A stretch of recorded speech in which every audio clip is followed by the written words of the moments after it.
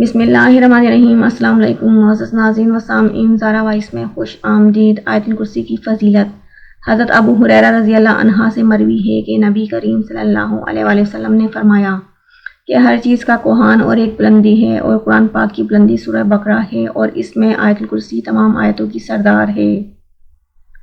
اللہ تعالیٰ نے حضرت موسیٰ بن عمران کی طرف وحی کی کہ ہر نماز کے بعد آیت الکرسی پڑھ لیا کرو، جو شخص یہ کرے گا میں اسے شکر گزار دل، ذکر کرنے والی زبان دوں گا، اس پر ہمیشگی نبیوں سے ہوتی یا صدیقوں سے یا اس بندے سے جس کا دل میں نے ایمان کے لیے آزما لیا ہو یا اسے اپنی راہ میں شہید کرنا چاہتا ہوں۔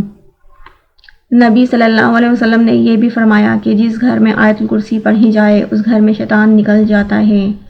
آیت الکرسی کا ترجمہ: اللہ کے سوا کوئی عبادت کے قابل نہیں، وہ زندہ ہے، سنبھالنے والا ہے، نہ اس کو اونگ آتی ہے، اسی کا ہے جو کچھ آسمانوں میں ہے اور جو کچھ زمینوں میں ہے، اسی کا ہے، کون ہے جو اس کی جناب میں اس کی اجازت کے بغیر سفارش کر سکے؟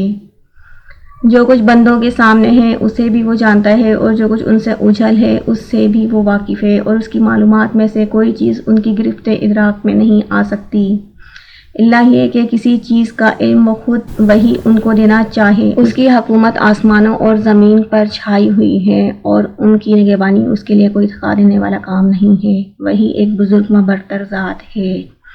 Thanks for watching, please like, share and subscribe.